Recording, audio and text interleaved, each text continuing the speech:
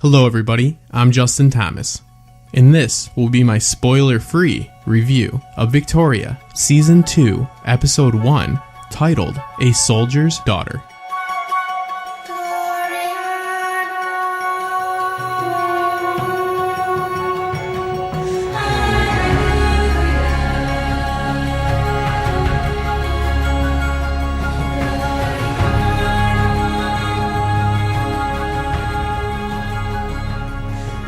Season 2, Episode 1 of Victoria has recently aired in the UK.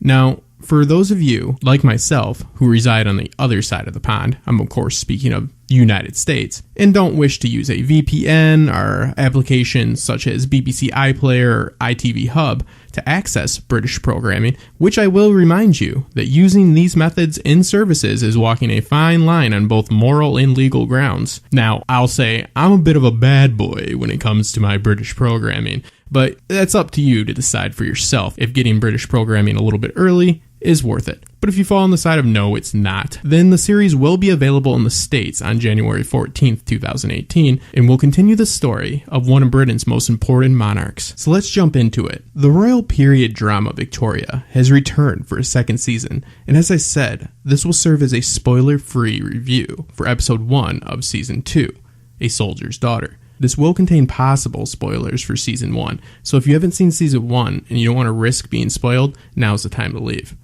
The new season picks up a month after the birth of Victoria's first child in 1840, and we see Victoria, who surprises the court by insisting on returning to her duties so soon after the birth of her daughter. So we start to see some issues that are developing not only within her own court, in which many changes have been made in Victoria's absence from the day-to-day affairs, but also in Victoria and Albert's marriage. And I just have to say that Jenna Coleman and Tom Hughes are fantastic as they reprise their roles as Victoria and Albert. I can't think of any two actors that are better made for this part. And they're fantastic in this episode, just as they've been in the past. As well as David Oakes, who returns as Alfred's older brother, Prince Ernest, and gives another series of scene-stealing performances. I really do enjoy David in this role. It's a departure from his usual villainous roles that he's played in the past, such as Juan Borgia in The Borgias, and the Duke of Clarence in The White Queen.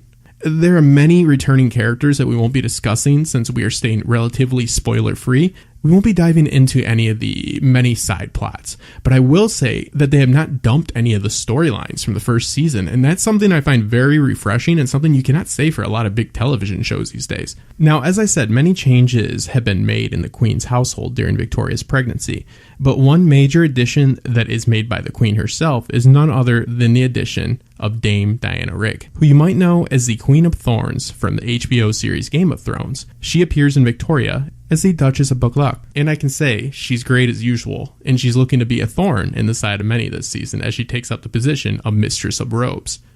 We also get our first military conflict in this episode with the delicate situation in Afghanistan where the British Army are headed towards the Khyber Pass. I think a lot of what makes Victoria so good is that a lot of the issues faced during the time of Victoria's rule are not so much different than the issues of today. Victoria and Albert are facing the challenge of being new parents, and Victoria isn't too excited or interested in the day-to-day duties of motherhood. And whilst this isn't the reality for all mothers and fathers, there's without a doubt a good many who struggle in similar ways. This was a real issue in the real life of Victoria, and it doesn't make her a horrible person, it makes her a real human being, which is refreshing. The situation in the country is very dicey at this time. They're facing the biggest depression that there's been in 20 years, and there's a call to actually absolve the monarchy. There's unrest in Ireland, and there's warfare in Afghanistan. A lot of these issues are still issues today, and the rest are not yet so distant in our own past. The real-life histories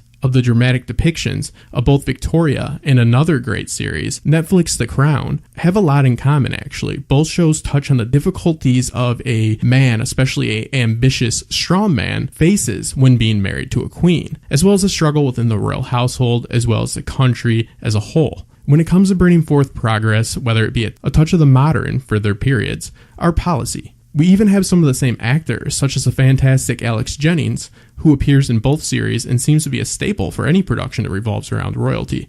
Even though she reigned in the 19th century, Victoria is still a heroine for our times. She faces the very modern dilemma of how to juggle children with her husband and a job, and in Victoria's case, might discover that being a wife, a mother, as well as the ruler of the most powerful nation in the world, is no walk in the park. But I don't think Victoria is looking for a walk in the park, and I wouldn't bet on her to lose. The series itself looks to be a great viewing experience for anyone looking for great television. Both fans of period pieces, our royalty series, or just plain good television will be more than pleased with Victoria. I highly recommend it and look forward to watching and discussing this series in the weeks and months to come. I'm Justin Thomas. Make sure to like and subscribe, and I will see you guys soon.